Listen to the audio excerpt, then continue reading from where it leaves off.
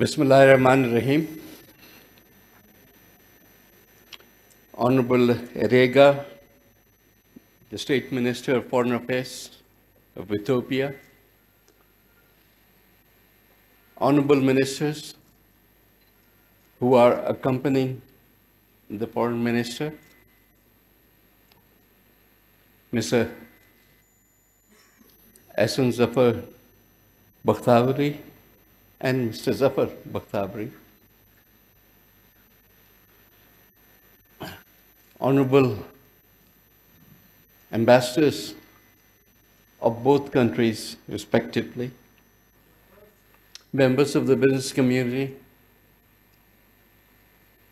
ladies and gentlemen, my apologies that I have to be shunted up due to the flight schedules. I'm grateful to this delegation that you were willing to endure the circumstances under which this delegation has come here. And I'm glad to see that if you could withstand the hardships of the situation due to our political environment, I can see that you will have a lot of success in your business relations with Pakistan and Pakistani community. In today's world, the primary diplomacy is trade diplomacy. What matters most, while strategic interests do matter, at the end of the day, how much money do our business people make from each other's endeavors? As you have heard, Pakistan currently has a Look Africa policy. Such a huge continent, and yet to be completely ignored, I think was a huge mistake on our part.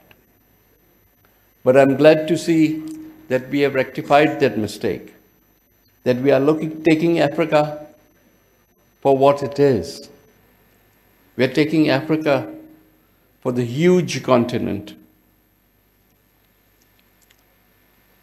the potential, the trade, as well as the investment.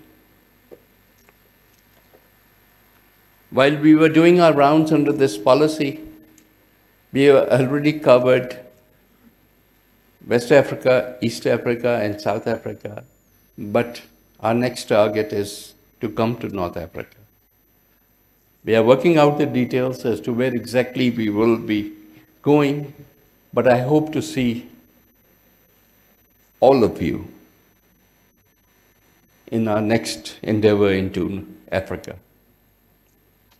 I invite the business persons who have ventured all the way to Pakistan, that you explore the opportunities over here. But when I bring my business people to North Africa, I would like to see them actually sign the deals. Because at the end of the day, that's what matters. How many business contracts are we able to sign? How much of trade? Either way. Because at the end of the day, it doesn't matter whether it's an import or an export. We need to be moving up. The history of Ethiopia goes back centuries. The written history, I'm sure it's even more, millenniums. And so is that of this region. So we have to bring all of that back. It's not that we are new countries that are trying to create relations. We just need to dig below the surface to find the relations. Pakistan has just formulated and should be launching very soon a new business-to-business barter policy also. I urge you to take a look at that, because under that regime, we don't need to worry about our foreign exchange reserves. We don't need to worry about whether the banks will allow us the monies. As long as we can find the right partnerships, both within our own economies as well as across, it definitely provides a lot of opportunities. Throughout Africa, we have seen that there is a big appetite for a number of our industries, be it chemicals, be it pharmaceuticals, be it farm machinery, and so many others. Both of our countries are middle-income countries and have similar economic demographics. So while our desire is to go for the best in the world, it's sustainable only if our pockets can afford it. And I can see the opportunities where both of our pockets will be able to deal with these things. You have many products. I must confess, I'm a big fan of Ethiopian coffee. So